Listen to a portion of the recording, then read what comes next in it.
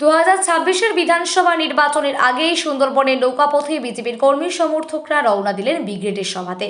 সুন্দরবনের হিঙ্গলগঞ্জ থেকে ব্রিগেডের সভায় বিজেপি কর্মী সমর্থকেরা নদী পথে নৌকায় করে রওনা দিলেন হিঙ্গলগঞ্জের কালীতলা, যোগেশগঞ্জ, হেমনগর, খুলনা, সন্দেশখালী, সুন্দরবন লাগোয়া থেকে। আজ কি বার্তা দেয় সেদিকেই লক্ষ্য রেখে আজ তারা রওনা দিলেন সকাল সকাল নদী পথে। বিজেপি কর্মী সমর্থকরা লেবুখালী থেকে বাসে করে হাসনাবাদ পর্যন্ত, তারপর ট্রেনে করে শিয়ালদা হয়ে প্রধানমন্ত্রীর সভার উদ্দেশ্যে পায়ে হেঁটে পৌঁছাবেন। কোথায় যাচ্ছেন? আজ আমরা ব্রিগেডে যাচ্ছি প্রধানমন্ত্রী নরেন্দ্র মোদীজির জনসভায়। আমরা দুর্নীতিমুক্ত প্রশাসন, দুর্নীতিমুক্ত পঞ্চায়েত, নারী সুরক্ষার দাবিতে, যুব মোর্চার সুরক্ষার দাবিতে, শিক্ষার দাবিতে, স্বাস্থ্যের দাবিতে, পশ্চিমবাংলা যাতে সার্বিক উন্নতি হয় সেই উন্নতির দাবিতে আজ আমরা ব্রিগেড সমাবেশ করছি। কিসে এলেন? আমরা নদীপথে বোটে এলাম, কিসে যাবেন?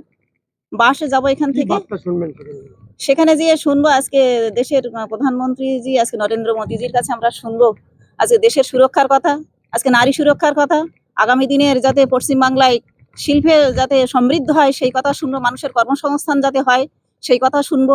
এবং আমরা চাই পরিবর্তনের লক্ষ্যে বিজেপি আসবে। 26-এর আগে বড় মেগা শো, কি বলবেন এই বিষয়ে? ব্রিগেডের সভায় এই সভা হচ্ছে আমাদের মানে পরিবর্তনের যে একটা ইঙ্গিত, আমরা এই সভার মধ্য দিয়ে আমরা সেই পরিবর্তনের ইঙ্গিত আশা করছি। পশ্চিমবাংলায় পরিবর্তন অবশ্যম্ভাবী। বিজেপি তৃণমূল চলে গেছে, তৃণমূল চলে যাবে। আপনার নাম?